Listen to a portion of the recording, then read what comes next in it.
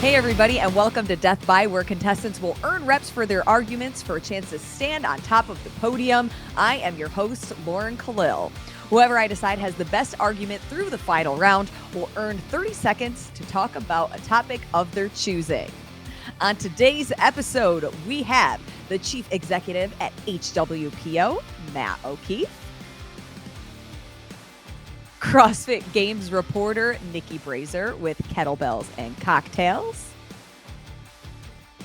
and head coach of Underdogs Athletics, Justin Kotler. Is that a cocktail? Nice little cheers. Yeah, what do you got in that cup, Justin? I made myself a little nice iced Americano before I came over. When in Vegas. Ooh. It's noontime baby. somewhere. That's right.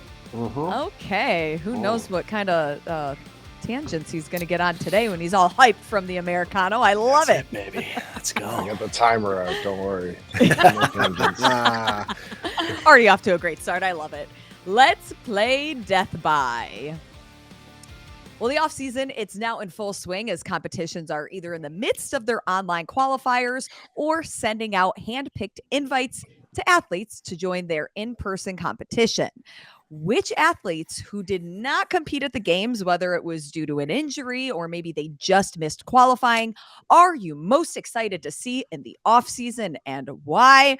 Justin Kotler with the cocktail. We will start with you. I can imagine who you're going to say here, but let's hear it anyway. Jeez, I wonder where he's going with this one. Oh boy, let's see. Where might I go with this one? Well, I think we're gonna say good old buddy Ricky Mack, baby. Let's go.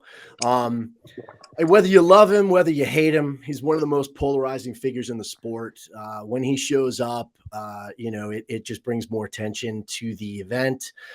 I'm his coach, obviously, so I'm a little bit biased, but he never ceases to amaze me. He's probably about 75% right now and still is able to qualify for Rogue. And I know he's super stoked and obviously videos pending. But if we get a chance to see him compete at Rogue, he's one of those guys who you never know what you're going to get. And obviously, I think it would just increase the validity of the field and make things that much more exciting. So hopefully we'll get a chance to see him at Rogue. And I know, though, that this season he's just frothing at the mouth right now to get back. And, after last season, after his win at Wodapalooza, and he was on such a high trajectory. And then obviously with the shoulder injury, it was a tough pill to swallow. But yeah, super stoked to see him back out there. Didn't he recently compete at a High Rocks competition as well? He did, and he came in second, and I believe had, I don't know, it was the 15th best time in the world or something like that, for a guy who's a CrossFitter who doesn't train. That was pretty impressive. But the good thing about that was it didn't really affect his shoulder at all. Right. When the Rogue events came out and it had 3-rep max overhead squat and the snatch workout, and he hadn't snatched anything over 220 since his recovery, and he had to go and do that. He just pulled some shit out of his ass like he normally does. So it was pretty amazing. Well, Justin, you tell Ricky that when I went and did a High Rocks last fall, I came in first. It was my High Rocks. And I don't know. You should just maybe Nice tell him job, to step Nikki. it up a little. That's all I'll I'm make saying. sure he That's knows that. It's one of the worst days of my life doing that. Really? I love it. I think it's really cool. I got thrown in the first one in the U.S. They tossed me in. I did not know I was doing it. I also did not know I was doing it until the day before. And I did doubles with the woman who won the national or international. Yeah. But she did it with me after she ran the race herself as an elite. And we wore rucks. Oh, nice. So we had to go at my pace. Let's be real. Now that Nikki's used her minute, can I go? Yeah. Rude. Well, first we're gonna give Justin Kotler 2 points for his answer, and O'Keefe, I would love to let you go next, but a little bit of shade. We're gonna let Nikki go. Shade. Okay, bring it on. Here we go, Nikki. Who do you want to see? Okay, I have 2 answers because I don't know if my first one is fair. My first answer is Tia, and I'm not sure if that's really a fair answer because we haven't really heard her say specifically exactly when she's coming back or what competition she's coming back for. But I just need to say out loud for you guys who don't have a uterus that everything in your body changes after you have a baby. I mean, everything. I mean, like literally the physical positioning of your skeleton changes, and squats never feel the same. So the fact that we've seen her, on her Instagram coming back with such a vengeance in her training and looking amazing form wise and already, getting back up to the weights and things that she's had, I'm just stoked to see her. But if that's not really a fair answer because she hasn't said, I'm coming to this comp, then my second choice is Travis Mayer, because he is such an OG, such a repeat athlete on every level on the elite stage, and 8 times CrossFit Games athlete, that when he didn't end up making it this past season, it was really a heartbreaking moment for all of us like OG fans of the sport.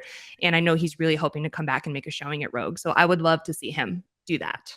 Ooh, I like that. I'm going to give you 4 points for that. And both Wow. are parents. You That's got right. 2 parents. That was aggressive. Because of the change in the uterus and the Oh body. my gosh. Anytime you mention uterus, you Apparently, you get points. extra points. Yes. Yes. Yeah. I'm Well, going Well, in the with it. world I'm where going with that's it. a fact, I'll tell you that right now. Yes. Well, let's see what O'Keefe can bring.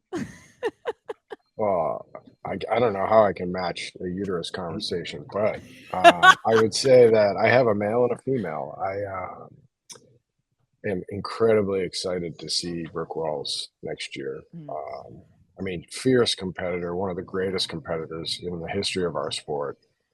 Incredibly accomplished, been all around but podiumed.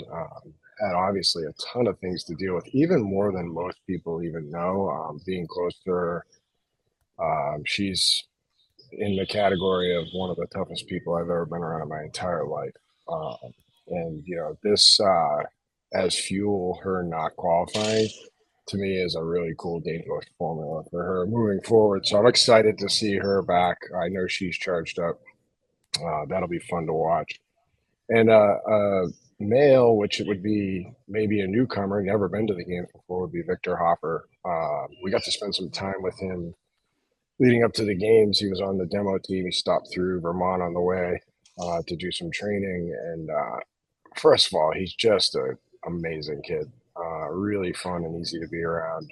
Gelled really well with anybody that was there training. And he's got a lot of great talent. Honestly, he's got a really cool setup to be very successful at this sport.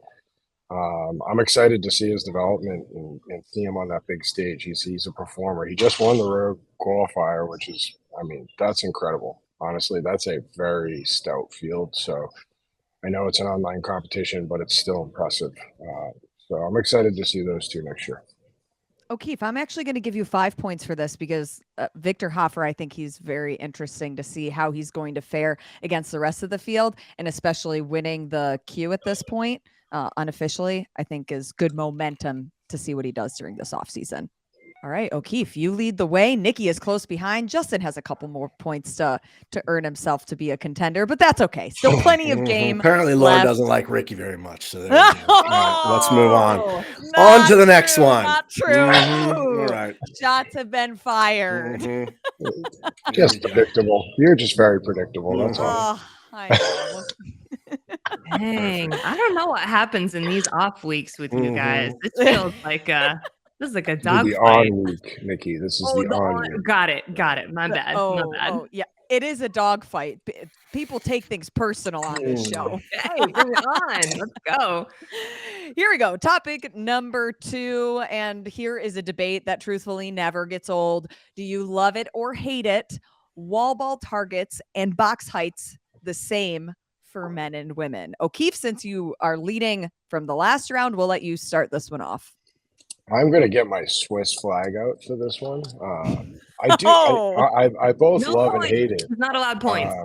Yeah, I love and hate it. I think that let's start with the obvious and most important is our female athletes prove they can do anything that a male can do and do it really well.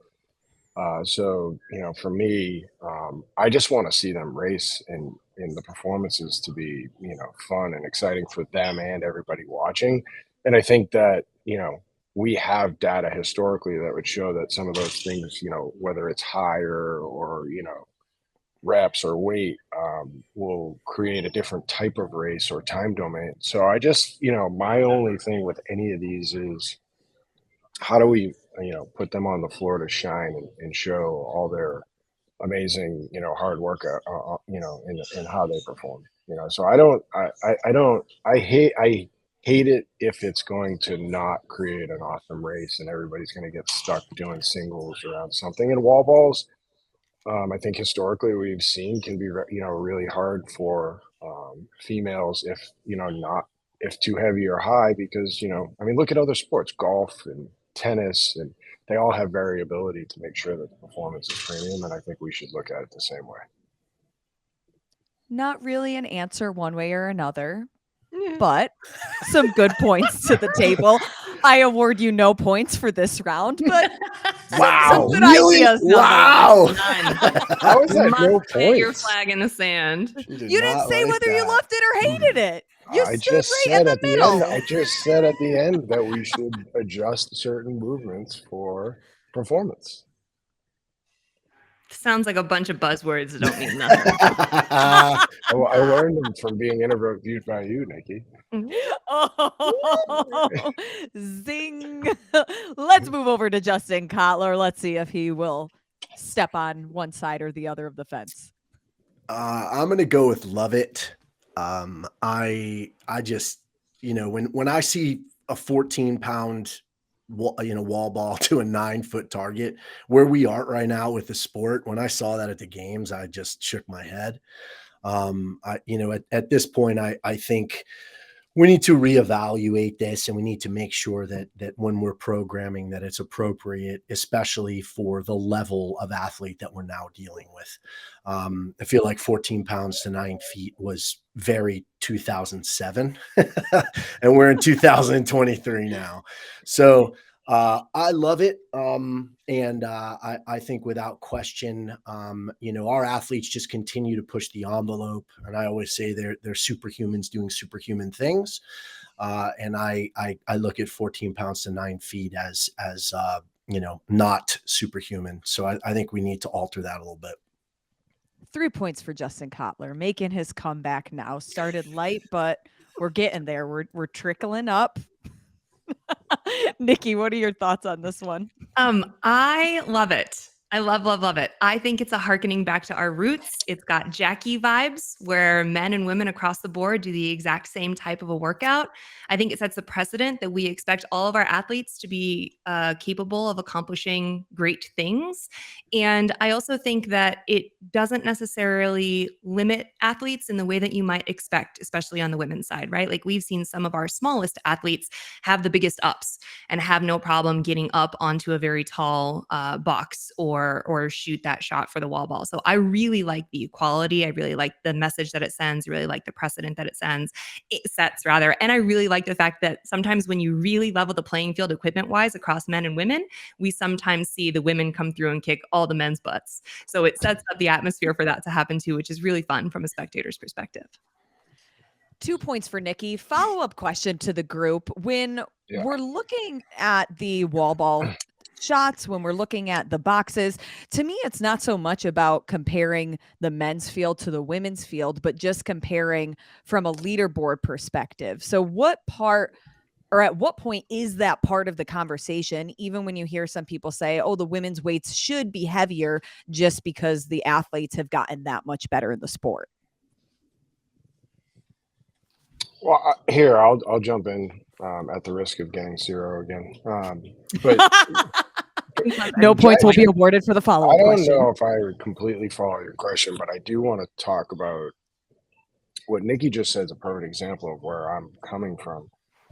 A row, if you took all 40 competitors and put them on a rower for 1,000 meters, the times for females are going to be even at the top less than the males, right? So it's like, I think you'd have to go back and ask, like, what is the, stimulus and, how do we, what is like, what's really good on the floor from a performance perspective and, storytelling and, our ability to follow it. It's got not like our females have proven to the world that that if not better than men at certain things can do anything. It's one of the coolest parts of our sport. Like I watch the female sport as intently as I do the male, as do most of us. So Mhm. It isn't a matter of like, belittling, abilities. It's just, I want to see the badass races that the workout was structured and intended to deliver. And, you know, a row is a perfect example. Like you could take the 40 best CrossFitters in the world, female and male, and row, and the, probably the last place male is going to beat the first place female in a row, just because of the body type. But Sure. So does that matter if technically we don't need to compare like each leaderboard? You're only against but you people on take yours? that workout, and your perfect example is like the thrusters and pull-ups, they're going to do the same speed for sure, if not some faster. It's probably going to be around the same. So it's like, it's a different workout at that point. Mm. You're rowing longer. Like it's testing something totally differently. For me, as like a purist of the CrossFit sport, I'd be like, well, we should be testing the same thing because that's like measurable. People try to do this like whole comparison thing, male to female, which is like nearly impossible, but it just like, there's no easy way to formulate this stuff, by the way. So I understand that, but we've done a pretty good job. And Justin understands it's like, comparably, maybe it's 800 meters to 1,000. Like you can just really kind of back into that. But I don't know. I just like from a purist perspective, want to see it measurable, the way it was intended. Sure. I think there's appropriate places for both of those arguments. Lauren, to your point, I think that we probably need to relook at scaling, especially specifically on the elite level, right? We need to relook at scaling and what that looks like in terms of men's side versus women's side. And I don't mean scaling down the workout. I mean, like, what are the appropriate weight scales for women of this field that are comparable to the same types of percentages to the men?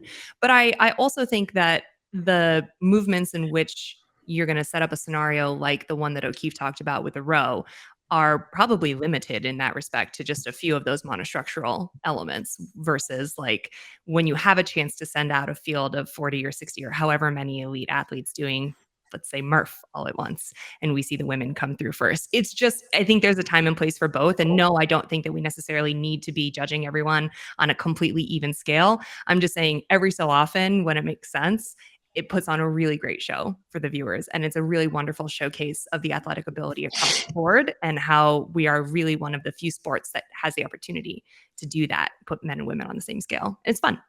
It's fun to watch. Cutler, any thoughts of this on a programming perspective? Yeah, well, I actually was going to follow up a little bit on what O'Keefe said, which I think was important, is what is the intention of the test?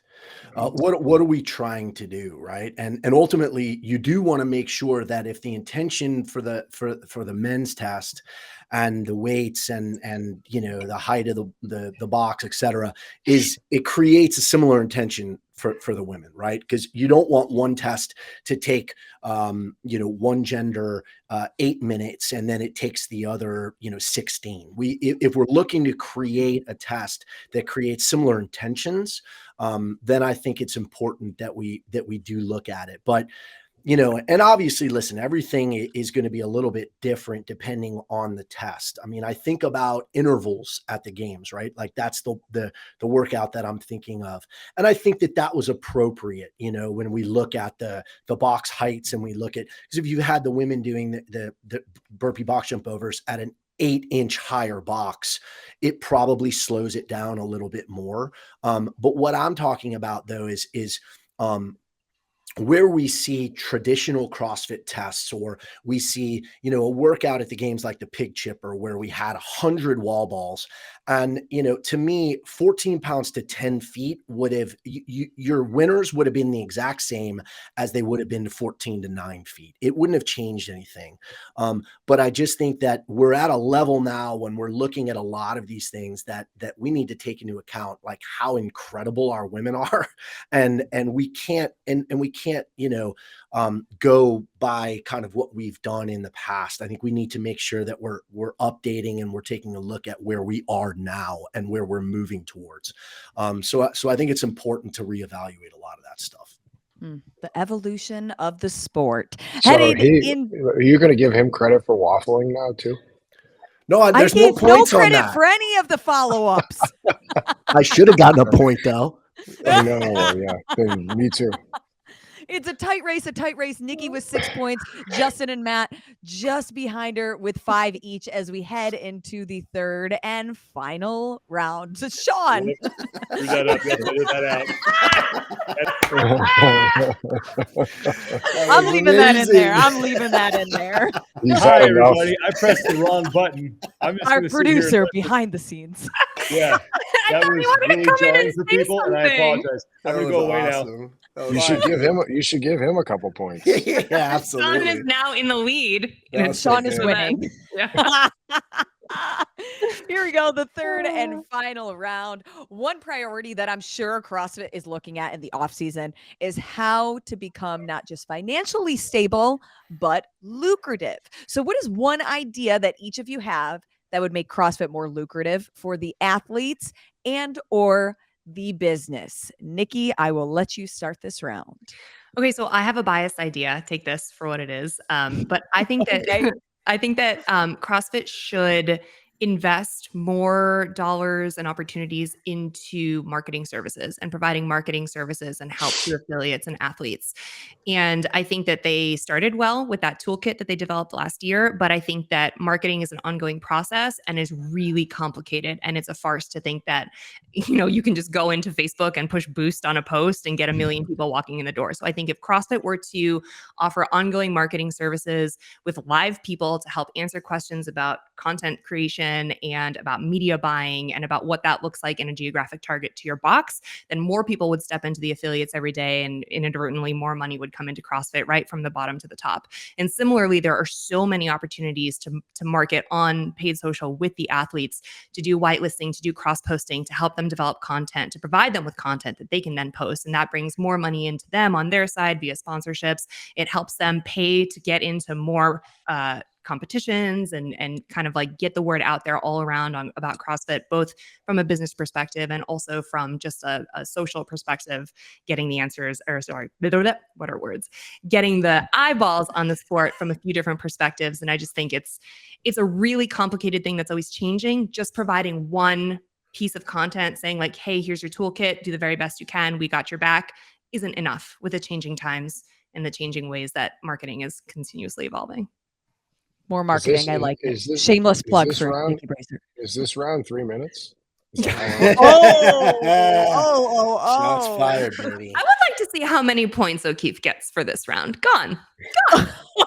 Nikki awarded herself 2 points. O'Keefe, would you like to go next? I would. I really like this topic. As a matter of Okay, fact. let him jump in. Here we go, O'Keefe. So to me, this is pretty simple, honestly. It's so not rocket science, but things we've been talking about for years now, and I believe will be worked through, which is a season. An actual opportunity to tell stories over more events that connect together. We have looked at how we do things and how other sports do, and it's really obvious what we do different is not that. And the opportunity to get our best athletes, our heroes, our legends on the floor more often competing against each other because it means something greater, answers all your questions. You want more money for CrossFit, you want more money for athletes. The better the story, the more the more glue there is for the consumer with the story over a longer period of time, the more revenue that's going to be produced, more eyeballs, better engagement, better storytelling opportunities off the floor for documenting or mini series. This is so obvious, and it's been done in other sports. We just saw the culmination of the golf season with the FedEx Cup, which has turned in like a short order, 15, 20 years into like the platform. It's badass, and they just dug in, told stories, and built up to this massive opportunity, and people invest in it. So I think that's pretty simple, where we can make a quick change that works out for both athletes and CrossFit. I did say double points if you could tie both into one. So O'Keefe, I'm going to give you 4 points. Wait, I tied both into one. How does that make it more lucrative for athletes? Because CrossFit can provide content whitelisting opportunities and cross-posting opportunities for each individual athlete's paid social accounts. Sorry, Nikki, we've I'm moved just on. saying, I from did you. it. I'm just saying I said Okay. it. I paid attention to Lauren's document, even though y'all didn't write anything in it. Shots fired. I like how spicy this episode is. Justin Kotler, bring it home. We'll see if you land in the middle or if you can win this one.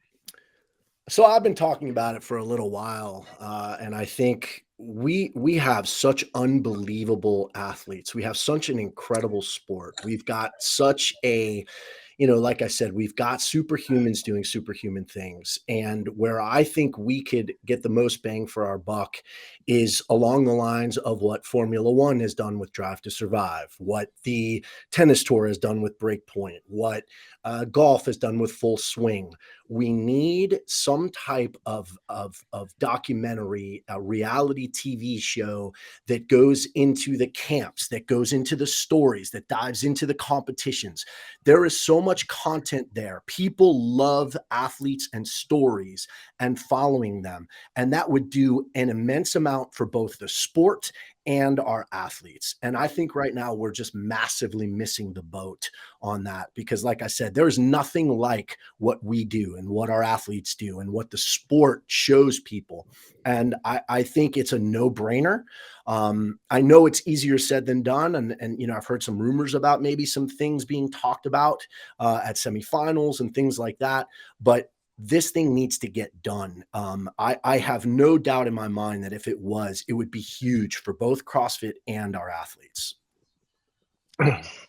Justin, I really want to give you 5 points for that answer, but you have talked about that on another episode. Yeah, well, that was this question. I mean, that doesn't make any sense. That's because it's the right answer. Just Oh my do it. Deal it. gosh.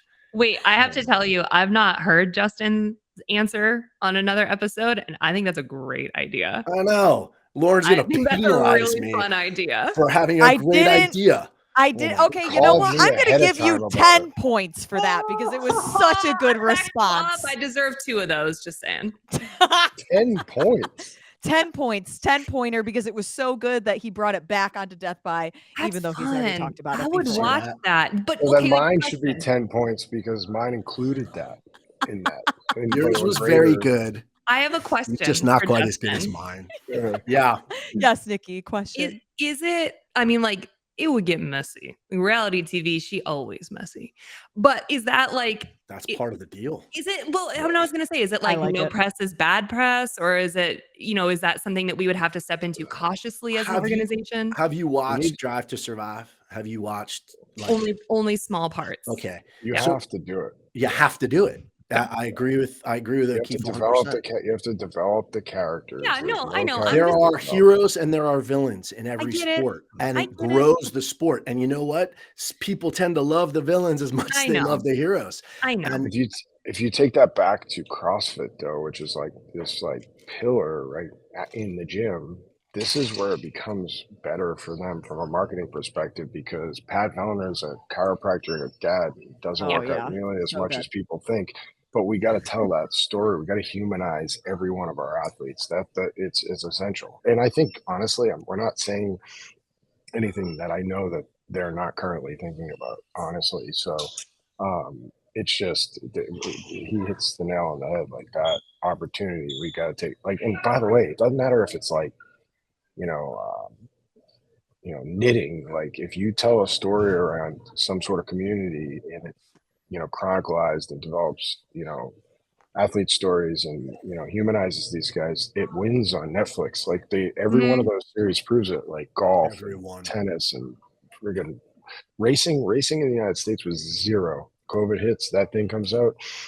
It's a top It's 5 massive. sport in the Yeah. US. Yeah. Mhm. Yep. So fun. I'm here for it. I'm here for the drama too. Bring it on. I think a lot of the people on this call would be able to make that happen. So we should Let's go. I'd like to eyebrows finish raised, with- wink, with- wink. Call me. Bring Sean back without on the- here. Get him without the ability to actually execute a finished, topic, because I think there's a conspiracy, to be honest with you, against me on What the happens show. when Well, I was going to say before when Nikki was leading that as long as O'Keefe doesn't win, I'm fine. I was like, as long as Nikki wins, I'm okay. It's like I Nikki like wins this or I lead. win, I'm fine as long as Swap O'Keefe. me with see, that's- Khalifa. That's my Like point me. is it's like hashtag anybody but Matt every week. So, it's one of those things that Hey, Everyone but wants like we to take just you down, said, O'Keefe. any press is good press, bro. So even if you don't win, now there'll be a conspiracy and people will start I feeling don't for you. You know what I know. mean? I don't know. It's Feel my bad first for you. week here, but Matt, maybe you're the problem. the I bridesmaid. wonder know. who the villains are of Death by. Hell, me. Wait, apparently it's Lauren, what if it's you? it could be me. It Ooh. very You well pull out could the be me. points. What if people The- like vehemently I know. disagree? People get upset over the points, but I mean, we have Justin Kotler with 15 points. You have advanced again to podium pedestal. How many times have you won now? You want to 4. let everybody know? 4 times. Dang. 4. Have I Okay. tied Chase? Have I tied What- Chase now? Has Chase won 4 times? Yes, you can take Chase's Alright. crown away. I want to be on with Chase next time then. Okay. Chase and I need Well- a showdown. We'll make that one-on-one. happen. We'll Do make it. that happen. Okay, 30 seconds. Let's hear what you're going to bring to the table today. This is going to be really boring because it's going to be the same damn thing that I talked about the last time that I won that has not happened since then, which is where the hell are the CrossFit Games next year? Okay. We have been waiting for this announcement. We haven't heard it. We've heard all the rumors. I talk about this all the time, how one of the things we need to change in this sport is the last minute communication between sport and athletes and sport and community. Please let us know where it's going to be. It is a huge undertaking, I understand, for CrossFit, but it is also for athletes and families and spectators and coaches and camps, etc. We need to start making plans now. The fact that we don't have a place to make plans for is starting to get a little bit crazy. So where are the CrossFit Games? Please let us know. And I'm just going to keep saying that. That's going to be my podium speech until they let us know where the hell it's going to be. CrossFit, for the sake of all of us, please let us know. Give the people what they want. Yeah. Please.